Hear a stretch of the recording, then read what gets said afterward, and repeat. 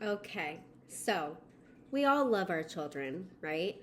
And we are their parent, and they say that there's no handbook for how to parent, right?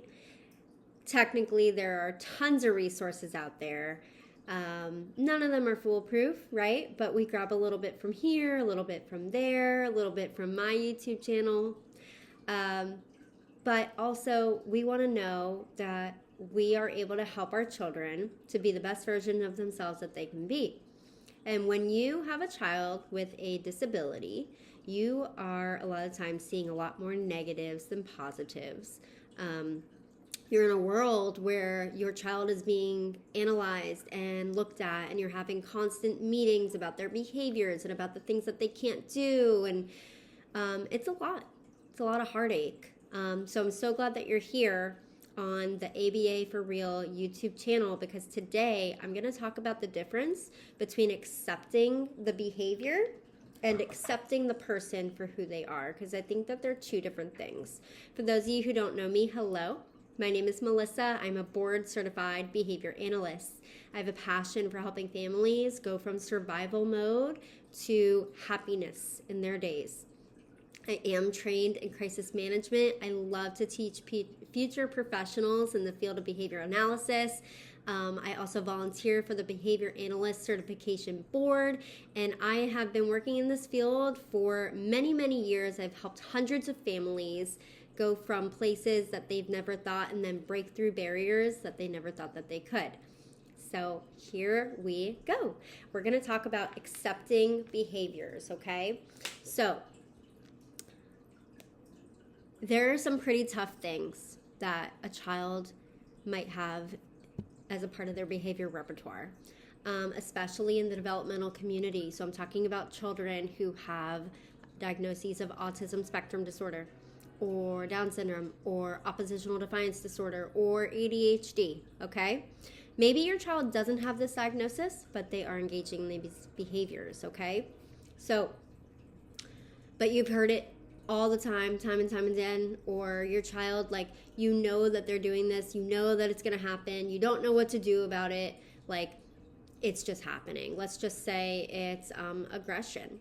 Let's say it's tantrums, and they are, spitting, kicking, throwing things, destroying things, and nobody can figure it out, and they don't know why it happened, and all these certain things, yada, yada, yada.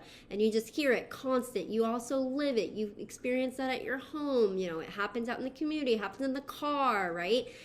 It happens. You get it. You don't like it, but it's here. You got it. You are accepting that the behavior is occurring. But then, here's where I want you to break through and not just stay stagnant. I don't want you to think, my kid's been doing this their whole life, there's nothing new and nothing's going to change. Please, don't think that way. That is a mindset that is not of growth.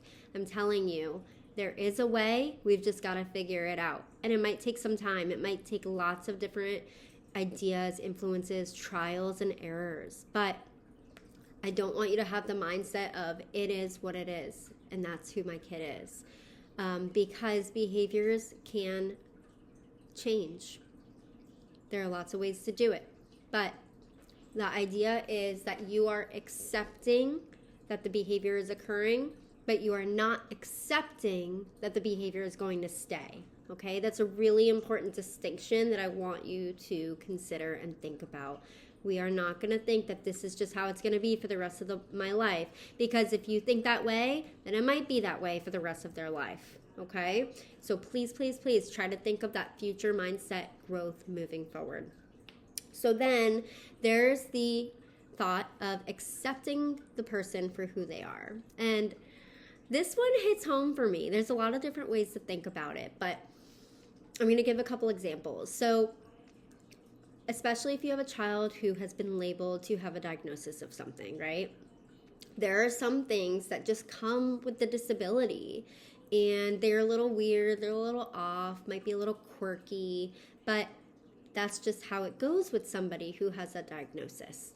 Can you change it? Sometimes. Should you change it? Sometimes. Okay, so if anybody could pick up on what I'm talking about, there's a lot of different ways and different things that I can think of. But one of them is for individuals with autism. They might engage in behaviors of stimming or stemming. And there's lots of different ways they might do this.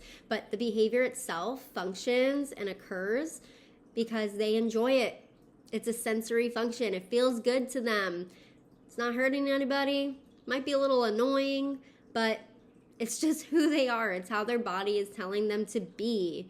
They might be running back and forth. They might be flapping their hands. They might be making a sound. They might be playing with their saliva.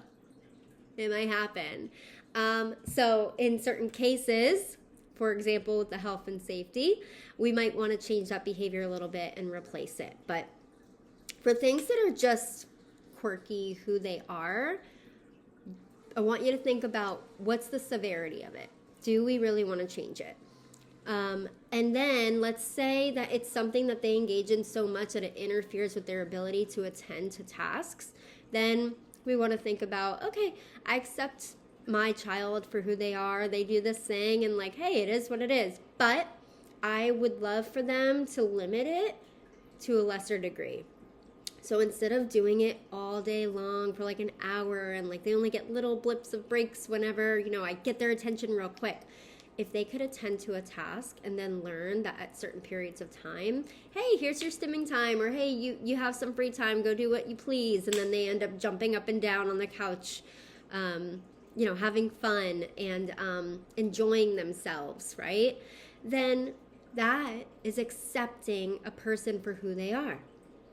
Another example, let's say that you are a person who's super social, you love to have a big group of friends, you're really open to walking into a room and introducing yourself to people. This is a skill that you've built and you've found reinforcement about it because you're meeting people, talking to people, making connections, sharing your story, they're sharing theirs. It's a community you're building. So many great positive things, right, come out from you being this extrovert. But what if your child is an introvert? What if they are not as talkative as you? What if they only have a few friends? What if they don't really like long conversation, right? You might want to change that because you feel that it's better to be of this spectrum, right, of being very, very social, extrovert, open, rather than this spectrum of being quieter, more shy, more reserved.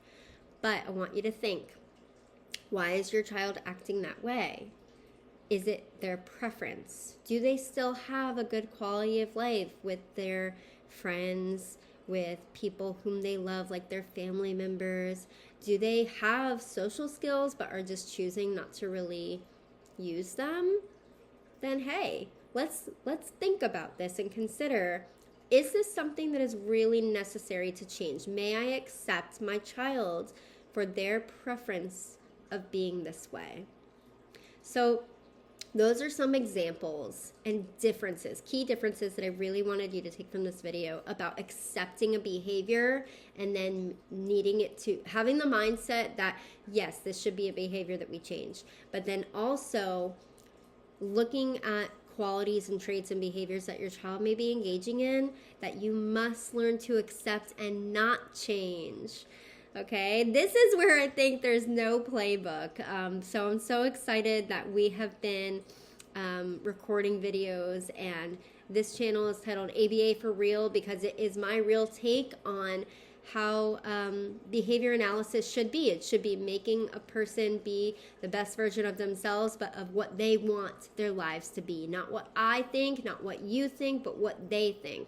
And if they are still minors or they have a developmental disability, they will still have a way to advocate for themselves. It might not be verbally like you and I can have a conversation, but they're going to tell us with their body language, okay? So take a good, quick look. I'm so glad that you listened. Please subscribe to my channel, and thank you so much for your time.